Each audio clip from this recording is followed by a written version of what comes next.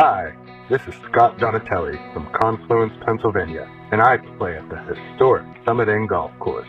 This is Golf Smarter, number 964.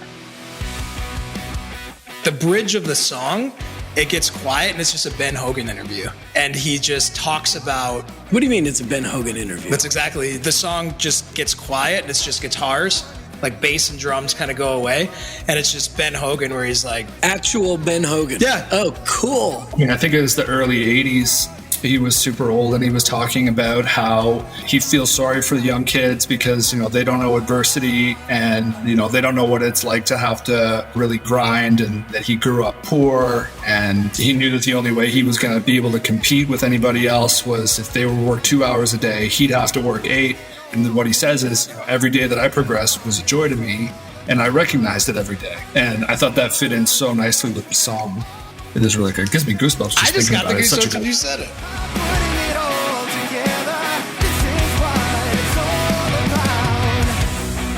My family wasn't rich, they were poor. And I had a tough day of my life. And I can handle tough things. And I thought, well, the only way I can win is just to work these fellas. So they might work 2 hours a day and I'd work 8.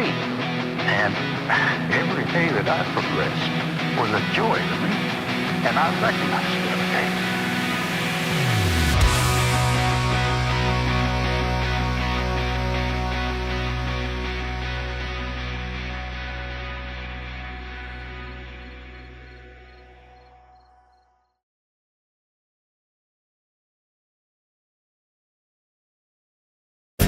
Songs in the key of golf. The punk rock band Majors conquers our favorite pastime. This is Golf Smarter, sharing stories, tips, and insights from great golf minds to help you lower your score and raise your golf IQ. Here's your host, Fred Green. Welcome to the Golf Smarter podcast, Justin. Hello. Hey, Fred. Thanks for having us. Appreciate it. Absolutely. And he said us. Hey, Bricks, how you doing? Hey, good, Fred. Thanks for having us. So this is going to be fascinating for me because I get this email from you and it's like, hey, we're a punk band that loves golf. It's like, what does that mean? Right? Yeah. It's not two things that necessarily go together. Like, I live next to a golf course and I hear people who have speakers on all the time. I don't know if I ever hear punk music coming out of a golf course or anybody I play with. What made you guys decide, let's do punk music with golf lyrics? Well, I guess I'll lead the charge. Well, Bricks and I were in a band that was, in that scene back in, I think I joined the band in 2007. And it was just always the music we grew up loving. And It was something where, as we got older, like the band kind of fizzled out. We did our thing and had fun. And it actually coincided with me playing golf. Like, I didn't start golf till my mid-20s. And it was just, the app just got totally addicted. Like, I think my first 2 seasons, I didn't count it, but it was between 120 to 150 rounds, my first 2 seasons of playing. So it was just a full-blown addiction. And then, he lives super far away. And then we'd stay in touch, but it was like, that was still the music we grew up loving. And we started going on a yearly golf trip, and it was like, mentioned it as a joke. We're like, how funny would it be to write songs about this? Cause it's so not a thing. And we started joking about it. And then one day we were just like, all right, let's do it. Let's do it for real. And now here we are on the Golf Smarter podcast. So we made it. We made it. What is this? It's from Steve Martin's The Jerk. I am somebody. Yeah. I'm in the phone book. I'm in somebody. Yeah. All right, Bricks, what is your story? I mean, do you concur with what Justin just said? I do. I think it was really just a joke that continued to gain steam until now. We find ourselves fully promoting a band and on your podcast, and we've got a full bona fide album that sounds fantastic. It's distributed everywhere, and it all started from us just joking around on the golf course because we would do a trip. It started just after the pandemic, I think 2021. I got a text from Justin saying, hey, I've got this crazy idea and I don't know if you're going to be in or not, but let me know what you think. And of course, we're all locked down in our houses at the time. And I'm like, I haven't really talked to Justin in 6 months. I wonder what this could be, but I'm in because I haven't left my house in 6 months. Help me. Yeah, exactly. So yeah, it's like, we're planning a golf trip and we need a fourth, and are you in? And without even thinking of what it could be or how much it costs, I was like, absolutely, I'm down. Sign me up. And so we would go, and it started in 2021, and we're golfing 36 holes a day for 4 or 5 days every day. We're golfing 36 holes. Young man. I think we hit our limit this year, though. We did 36 holes every day for 5 days straight. And wow, just dead, just shells of men. Yeah, I mean, you don't go out drinking afterwards at night. You have to do 36 holes every single day. You're like, okay, I'm going to sleep now. See you in the morning. That's the problem. If it was only golfing, then we probably would have survived a little bit better. But there was, I mean, it wasn't going out, but you know, you get back to the house. You're like, let's just crack a bottle of whiskey, see where it takes us. And then next thing you know, it's 7 a.m. the next morning. Like, what was I thinking? Oh, we got a tea time in 3 hours. Yeah. So last trip we were in Tucson. And I went to bed early, and I hear back the morning, Justin's just rolling out of bed, you know, just in time to get into the car to go. And we find out from John, who we were with, is like, Justin was on top of the picnic table screaming The Decline by No Effects for 18 minutes straight at like 3 a.m, which is where this whole band came from. So we kind of just keep it going. So, Bricks, tell me about your golf history. I didn't start until later in life, like Justin. I was probably 26, 25. I know. You're killing me. So much wasted time. I started playing in my 40s. Okay. Oh, did you? Okay. Yeah, all right. So you're good. You haven't even reached later in life yet.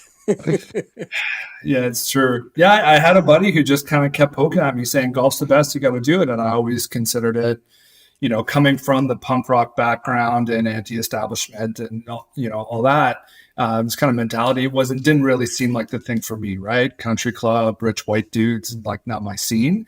But he's a good friend. So I'm like, you know what? Sure. Let's go. What could it hurt? And then of course, you know, hit a pure iron and it just became my life. Right? You hit a pure iron. It just takes once where it feels right. And it's like, I'm in. And I've been chasing it ever since then. Yeah. So I didn't put up huge numbers like Justin in my first year, probably 15, 20 rounds, but now I'm averaging like 40, 50. Well, I'm probably about 50 right now, and we're in mid-August, late August. So yeah, doing pretty well. I'm not getting any better, but I'm golfing a lot. Yeah, that's how it works. But so Bricks, you're in Canada, right? How many months a year do you get to play? This year we had an early start. I was able to play in April, like early April, which was nice. Yeah, we've got a hill out here called Calabogie. It's a hill. It's a golf course on a mountain. It's on a ski hill, so it drains really well. So we were able to play. There was still snow on some of the greens. I can't believe they even let us play. But yeah, we were playing. There was snow on the greens. It was snowing for a couple of rounds we played there. Yeah, so Canadians are hard stock, man. You're great. We cope. We do what we have to do. Oh yeah, I've got the warm weather gloves. I've got little mittens that I put on my push cart so I can push it around and then like in the cold, the whole thing. Tubes. You have snow tires on your push cart? I should get chains for them. There's a song title right there. Yeah, there you go. On my push cart. This is where it all comes from. Yeah, so we'll play. This was the earliest I've ever got out, but we'll go until early November is what the latest you would want to go. But then there's frost delays every day, and you're just kind of sitting there waiting for your tee time at 2:00. So I've got some friends in Toronto. They're a little bit milder, and they were golfing in December a couple of years ago, which is insane to me. So you got to get it in the summer. You got to get it in. And you exposed your Canadian with out. Yeah. Oot. And Justin, you're in South Carolina, so you get to play 12 months a year? Yeah, year round here. I mean, it gets a little chilly in the winter, but I moved here. I've been in Charleston now about 3.5 years, but I came from Detroit, so it was a similar story with Bricks, like similar weather, play like cramming as much as you can during the season. And then that was actually one of the big reasons for moving here was year-round golf. So Really? it was the wife doesn't like winter and I love golf. So it was like, all right, well, let's get out of here. Let's go somewhere where I can golf all year and you can not have the winter. And that's kind of how we ended up here. Where's your wife from? Is she from Detroit? She's actually from Canada. So that was back in that original band we were in. I kind of always joke because like the band needed a singer and I had seen the band come through Detroit on tour. And I was like, man, that band was like, I just became a fan of that band. And then I tried out for them and then ended up finding myself living in Ottawa, Canada for 4.5 years. And that's where like the band didn't work out, but I met my wife there. So it kind of, all worked out for the best. So, but yeah, lived in Detroit. What's that? Because it almost didn't, because I almost turned you down to be the singer of the band. Yeah, do you remember that is that? true. Well, yeah, that is true. But that was more behavior related rather than vocal ability. No. That was in the email. So he sent, we blasted out a full, here's a track with no vocals to everybody, right? So we got submissions from all over everywhere to be our new singer. And we would get tons of emails and we were looking through and just kind of jaded. The band was just like tired of getting these awful singers. People sent in music videos of them like rocking out in their garage. It was great. Kind of more funny than anything. But so Justin, we were just got so much. It was just on autopilot to just reject. So Justin had submitted a great song and the band had already listened to it. A few of the guys, and they were like, yeah, you're awesome. Let's bring you up for a tryout. And then I got to the email, didn't think that it was read. Oh, I totally forgot about this. Yeah. I was like, no, you're not for us. Try again. So I almost turned you down, but now you're my number one pick. Good. Who would have known that 20 years later we'd be right here?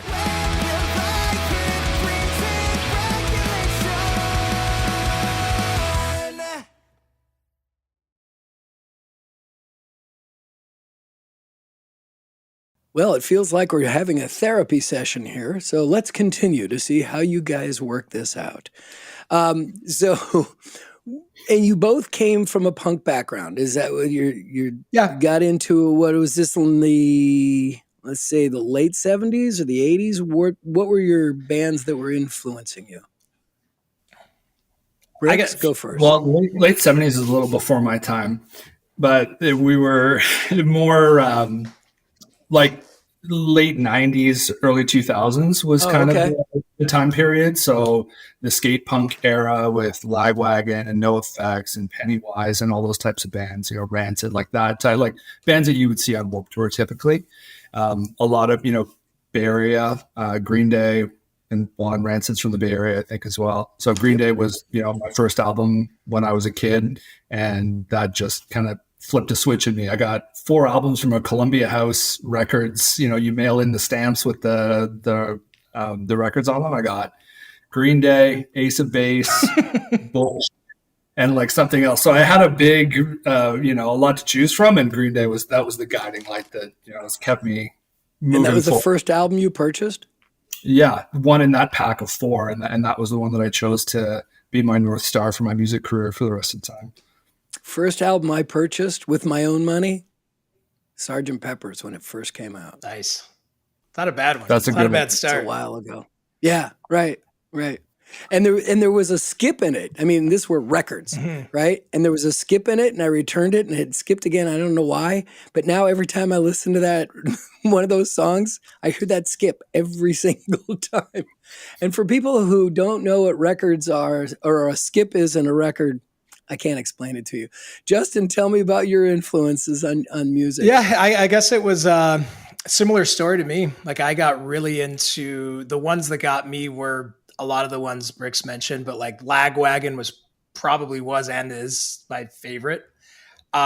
Strung Out, just a lot of the fast skate punk bands that it was almost like, cause you mentioned, I know your history and what you did, which is wild that we were talking about like with the radio station and all of that, but it was almost like, yeah, we'll talk about that in a minute. Yeah, but it almost like the influences we had like all funneled from that, so it was like, we didn't necessarily get into like, And I still did, because you almost like you view it as like, oh, that's part of your history lesson and where this music came from. So I listened to all of them, but I was really drawn to the fast skate punk that kind of took influences from like the older stuff and metal as well. And that's kind of just what I got into, and what kind of, I almost feel like the music you discover when you're an adolescent, like 13, 14, it just kind of grabs onto you, and it's like, I'm 40 now, and it's like, that's still there. It's like, it's almost just like, you never shake it. So no, yeah. Actually, I think I've read some research recently that says that the music that you listen to between the ages of 18 and 21 is what you consider the best music ever made for your entire life. Yeah, that makes sense. Yeah, so in the late 70s, I had just graduated college and got a job, got an internship that turned into a job at a radio station in San Francisco. And it was the first freeform FM rock station in the country. It was KSAN in San Francisco, and which we refer to as KSAN. And in 78, we started playing punk music before anybody else. I mean, there's a documentary being made right now about the radio station. Elvis Costello is in it. Wow. And, talking about how I knew nothing about the radio in America, and I came here, and KSAN was there with open arms and let me run through the record library and stuff. So we were playing Elvis Costello, the Ramones, the Cars, the Clash. I mean, these were all new bands at the time. Blondie, and I can go on, but that was the beginning of the scene. So the fact that you guys talked, sent me this stuff and introduced it, I'm like, oh my gosh, I haven't started thinking about punk music in a long time, and I didn't know that it still had life. Well, I don't know. I mean, I think it does, but that's what, like, the Venn diagram of golfers and people who listen to punk rock is probably a tiny little space in the middle. There's dozens, and that's what we're hoping to get, or anyone who likes. Yeah, the guys I play with, they're playing Grateful Dead the whole time. It's like, yeah, can you please play something else? It's like, for me, it's Motown, so that's same. where I'm going to go. That's where I grew every up. Time. Yeah, exactly. I mean, the music influences in Detroit are incredible. Which is, but those artists you mentioned, the Ramones, the Clash, those are, like Justin was saying, that was the history lesson. So I was the same as Justin. I started with the Live Wagons and those bands, and then I was like, okay, I need to understand the heritage of this. So I really latched onto the Clash and the Ramones. Those are two that they had melody, they were fast, they had an edge to them, but the recordings sounded good. I still think they stand up to this day. Understanding some that they of were them do, yeah. Sex Pistols, don't forget Sex Pistols. Yeah. Wow. Yeah. You got quite the punk rock history. Like, I was reading up, you work with Ben Fong Torres. That's pretty cool. Do your listeners know how cool you are? Like, you're not just some hack golfer. You can. You got street cred. So actually, Ben Fong Torres, still friends with him. Right. So I had he had a Sunday show on our radio station every Sunday. They let him just do what he wanted to do on KSAN, and he was on from 10 a.m. to 2 p.m. on Sunday mornings. I was on before him. I was on 6 a.m. to 10 a.m. on Sundays and 6 a.m. to 10 a.m. on Saturdays. And then Monday through Friday from 6 to 10, I was producing the morning show. And so they had given me an air shift. And the day of my college graduation, I was on the air on this radio station. So like, where's Fred? He's on the air today. So that was a pretty big deal for me. And because when I was 9 years old, I was like, I want to be a disc jockey. Hey, And so I did that until I was a disc jockey there. And when I left that radio station, but as the old saying goes in radio, if you've not been fired from radio, you've never worked in radio. So when I got fired from KSAN, because they were making changes, I went to another radio station. I was doing jazz radio. And then they started giving me lists of songs to play in order and said, say this in between each one. And I'm like, this is not what I signed up for, to be a disc jockey. But I love doing production. So I just kind of stayed with the production, and I did that for the rest of my radio career. And then, did a national syndication. And when I started doing this podcast in 2005, it was the first time since 1980 that I had gotten in front of a microphone. Wow. I was always behind, the board doing the engineering and production, but I had not. And when I was a disc jockey, I didn't do interviews either. So this was all new to me when I started doing this podcast. What's working out for you? Still working on it. Still trying to get it done. Yeah. Let's take another quick break. I want to get back into your music and go over the lyrics and more than just the lyrics, the motivation behind it, and see what you want to do. And we'll do that when we come back after this.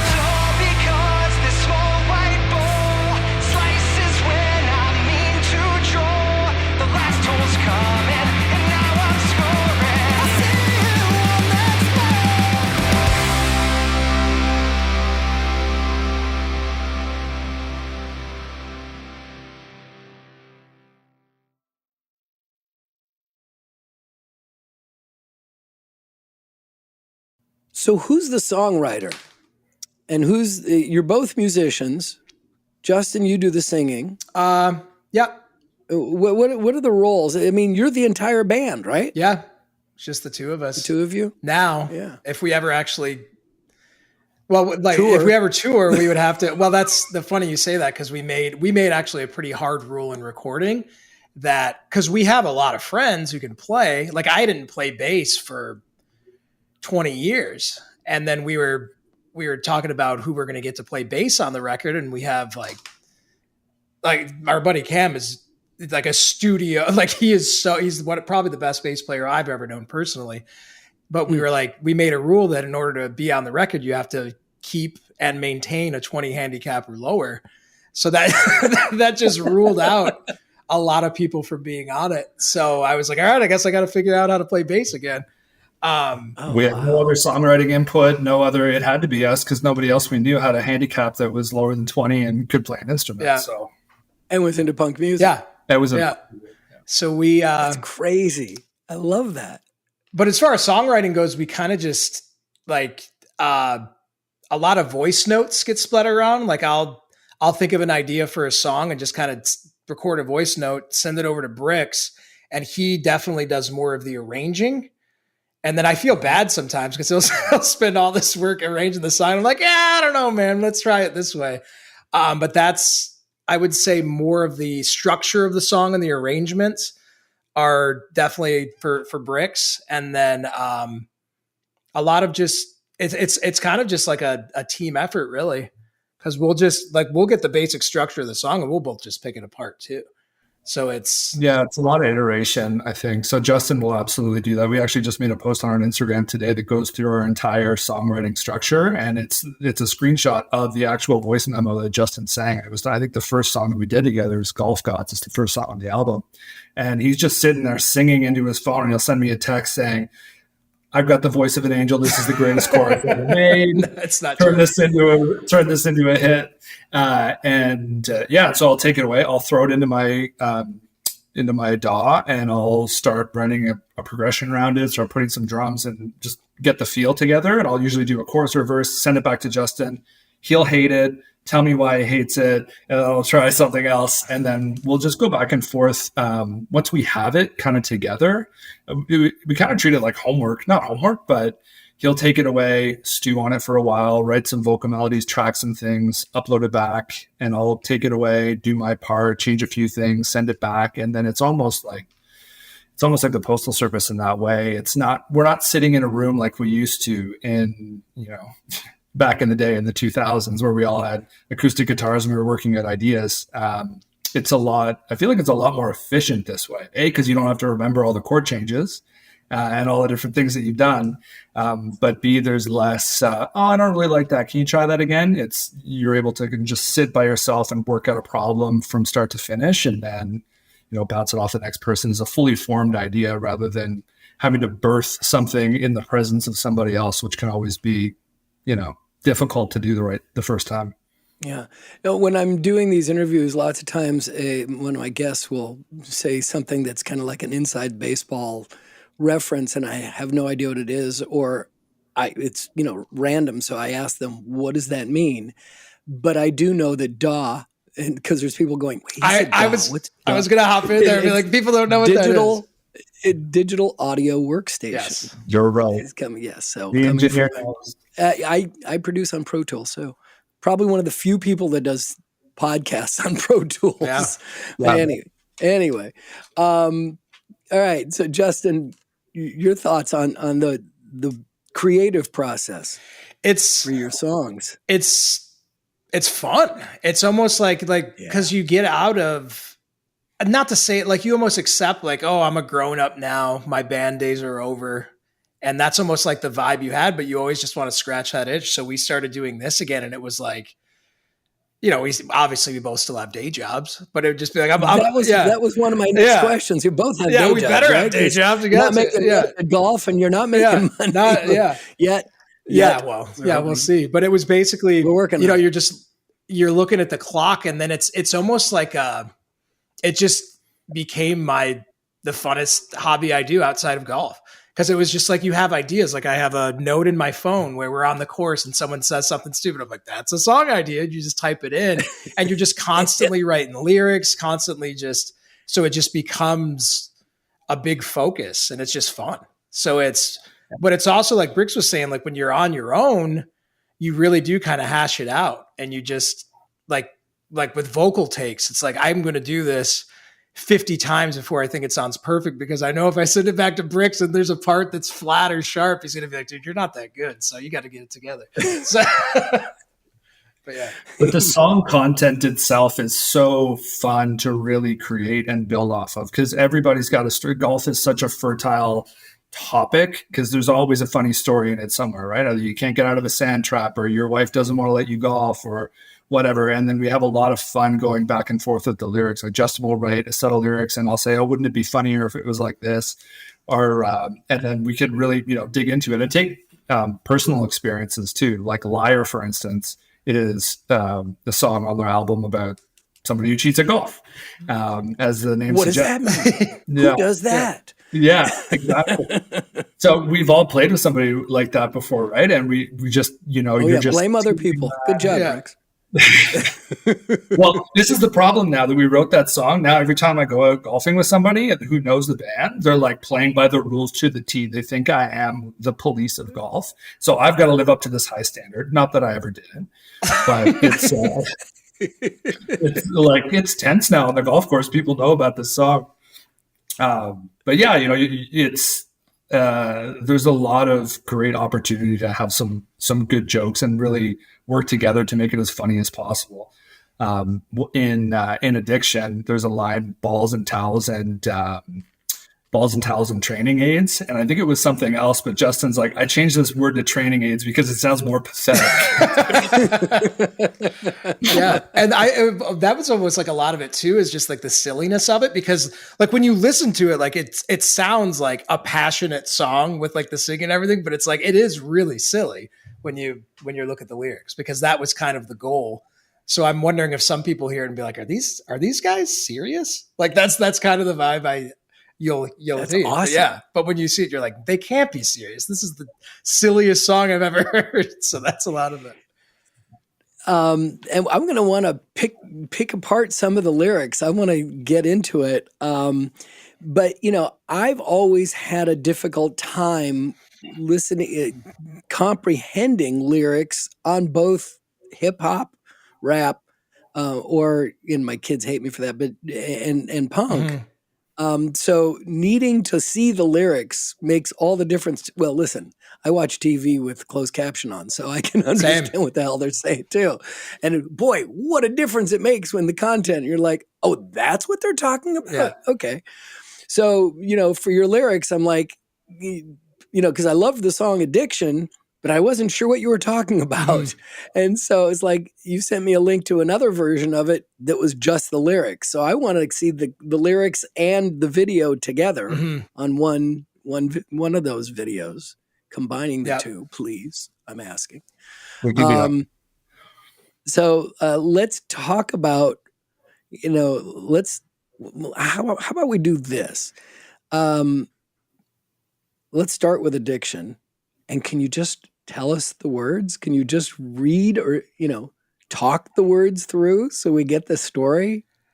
I could probably do it from memory. It's like trying to, it's So, kind of like doing the national anthem and speaking it, right? I'm on the... Oh, say, can you see? Oh, sorry, Briggs. I'm on the course 6 days a week, but I can't feed my family. They keep begging me to quit, maybe after Scottsdale Boys trip. My wife wants couples therapy. Therapy. I'm starting to sing it. The handicap is down to 3. The kids are wearing tattered clothes while I drain ultras with my bros. The game's so strong, how can anyone say I'm wrong? Someone help me.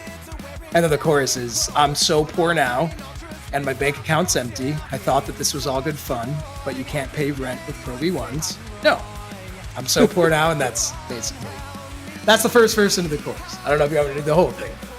That gives you That's really good, though. That's what's really He good. did the can't pay rent with Pro V1s for that chorus, and I was like, dude, that's really good. So I got a big kick out of that.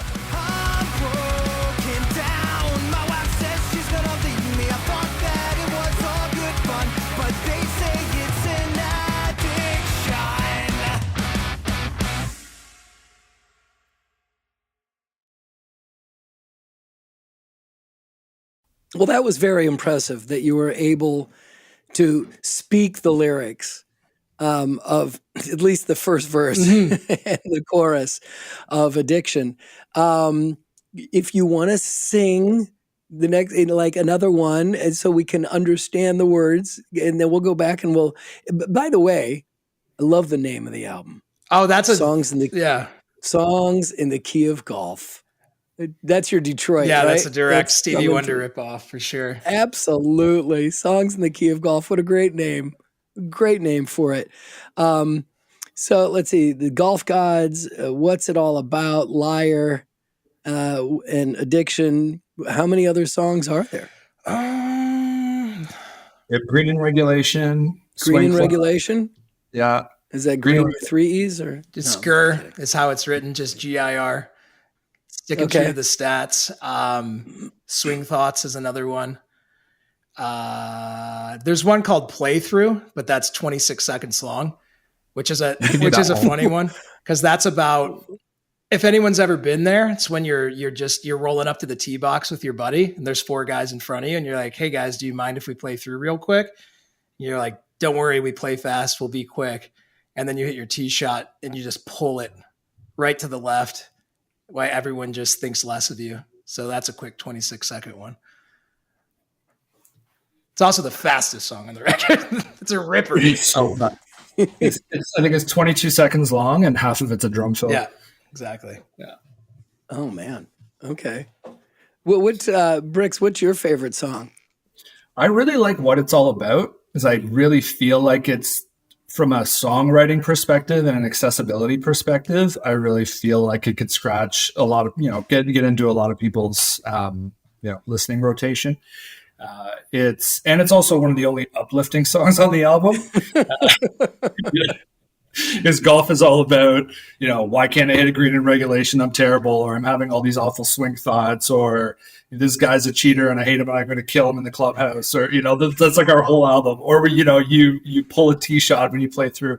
But what it's all about is it's aspirational. It's kind of from the perspective of somebody who's put in the work, who's been out grinding on the range, who's taken lessons, who really took responsibility for their golf game and making it better.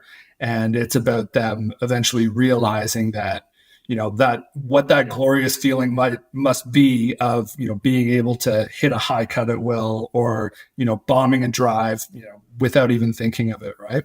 It's from the perspective of somebody who has gotten there. I am not there, but it's it's what I imagined and it would feel like. And I just think it's a really nice song. Can you do the words for us, Justin? Do you, or from What It's All About? Yeah, I could probably talk it out. You can sing. It's been I was thinking would be a little interesting. It's so cheesy though. It kind of works best with the with the music, but give it a try. Well, it's good for the kids. it also has, he didn't mention that, but Bricks structured this song in a way where like it all breaks down. Like the bridge of the song, it gets quiet and it's just a Ben Hogan interview. And he just talks about. What do you mean it's a Ben Hogan interview? That's exactly, it's a Ben Hogan. The song just kind of comes to like, it gets quiet and it's just guitars, like bass and drums kind of go away. And it's just Ben Hogan where he's like, actual Ben Hogan. Yeah. No, there was an interview he did back in, I think it was the early 80s. He was super old and he was talking about how he feels sorry for the young kids because, they don't know adversity and, they don't know what it's like to have to, really grind, and that he grew up poor, and that, he knew that the only way he was going to be able to compete with anybody else was if they were work 2 hours a day, he'd have to work 8. And every day, and what he says is, every day that I progressed was a joy to me, and I recognized it every day. And I thought that fit in so nicely with the song.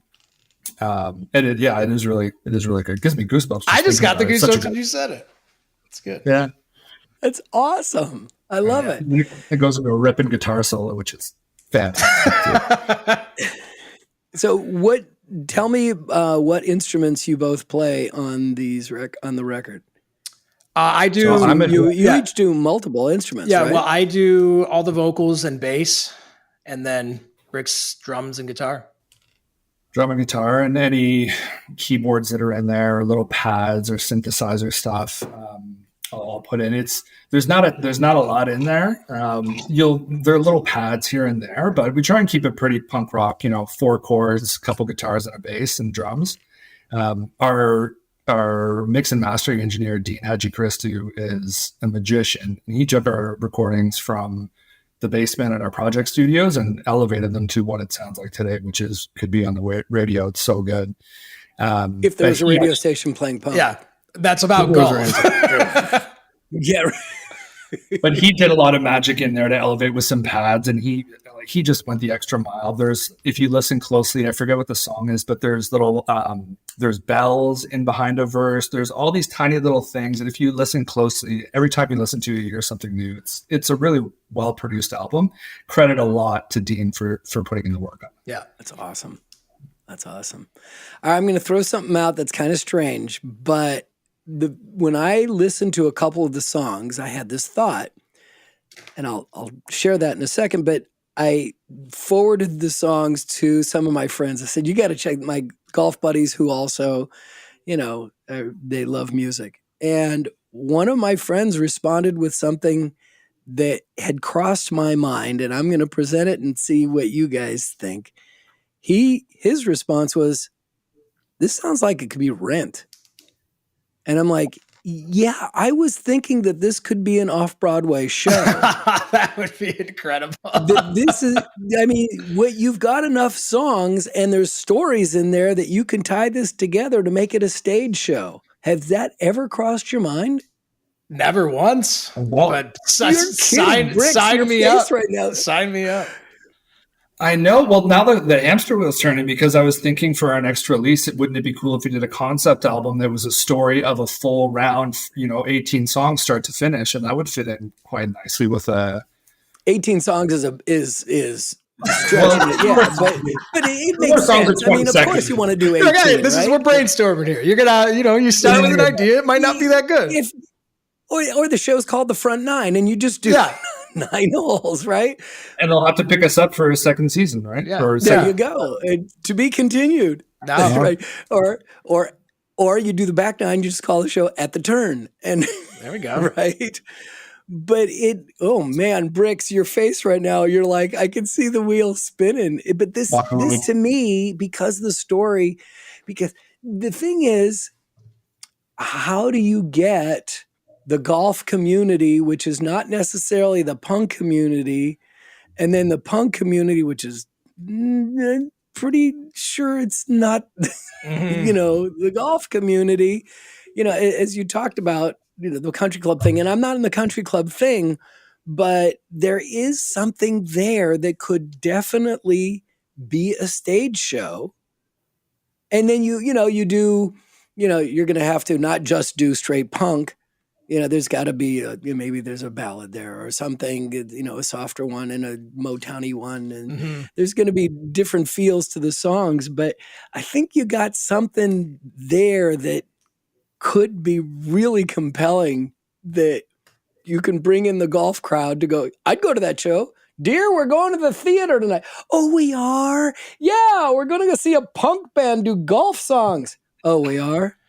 So I think the main takeaway I'm getting here is we're going to have to learn how to dance. That's what it sounds like. Oh, it doesn't have to be that kind of a musical. It could just...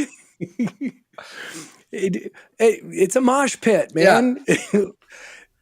Is that the name for our next song about being in the bunker? The mosh pit. Yeah, it's not a bad idea. I'll throw it on the list. Yeah, there you go.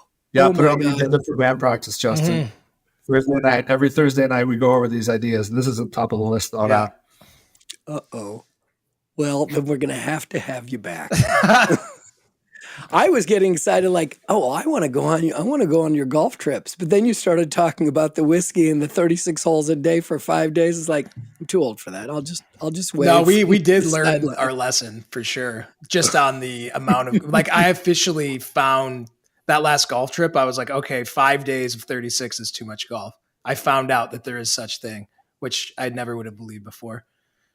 But yeah. We're going to have to swap 1836, 1836. That'll be the plan for the future. And we're going to book in a spa session in between one of those 18-hole days. There you go. Yeah. We had a golf trip once down to San Diego. I had this group of guys that I traveled with every year. We're down to 3, but every year. And one year we were in San Diego, and for after one of the rounds, I booked masseuses to come to the house we were renting. And that never mind strippers. We're too old for that. No strippers. We're all happily married men. It's no strippers. We didn't rub this is not a bachelor party. Oh, same vibe. I can tell you the story about a bachelor party. I was in Detroit, and I'm not going to share it now. Fair enough. But guns came out. So I want everyone to go check out Songs in the Key of Golf. And you can go to majorsband.com and find more about these guys. And quickly, how did the name Majors come? It's such a great name for a band, Majors. It was. It says everything. Yeah. And it's like, it's a golf band. It was just kind of tied into, the majors in golf. And it looks really cool, all capitalized. So, yeah. Love it. Justin just came up with it as a stroke of genius. We were on that golf trip, I think, and we're like, okay, we're going to do the band. We're going to do it. And Justin's like, what should it be called? Majors. Perfect. Yeah. And then we looked, we're like, can we find a better name? And we looked for weeks. We thought about everything, and no, there's nothing better. Yeah. That was the one. We tried a different one for a long time, and it just stuck. So. Oh, yeah. It sticks hard. It sticks hard. Songs in the Key of Golf from majorsband.com. Check it out. Justin, Bricks, guys, this has been so much fun, and I look forward to the stage show, and I'll be there for opening night. Sounds good. Thanks for having us. We really do appreciate it a lot. This is awesome. Thank you. Well, you just never know what you're going to hear on this podcast from one week to the next, right? It was really fun for me. I hope you enjoyed it too. Again, you can learn more at majorsband.com, and the EP is called Songs in the Key of Golf. And in order of how they were played, I give you small tastes of What It's All About, GIR, Swing Thoughts, and my favorite, Addiction. Or should I do that like an FM disc jockey? And What It's All About. Before that, GIR, Swing Thoughts, and my favorite, Addiction. Yeah, that's why I left radio.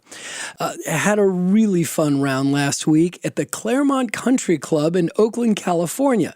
Now, I lived around that area between 1976 and 1992 and never even knew that club existed, even though I drove right by it many, many times. The club was established in 1897, but the course was designed by Dr. Alistair Mackenzie in 1927. It's a wonderful little par 68 course with beautiful views over the bay of San Francisco, the Golden Gate Bridge, and Marin County. Now, from the back tees, it's only 5,500 yards with 2 par 5s at 1 and 18 and 5 par 3s. 4 of the par 3s are over 170 yards and 2 of those are over 215 yards. And most of the par 4s demand a long second shot to either a protected or elevated green. As it is with Alistair McKenzie designed courses, he uses bunkers to create illusions that make the hole seem much longer from the tee than it actually plays. The course beat me up pretty good, and luckily my host has offered me an open invitation to play again. Of course he did. He won all 3 games we played, even though we have the same handicap.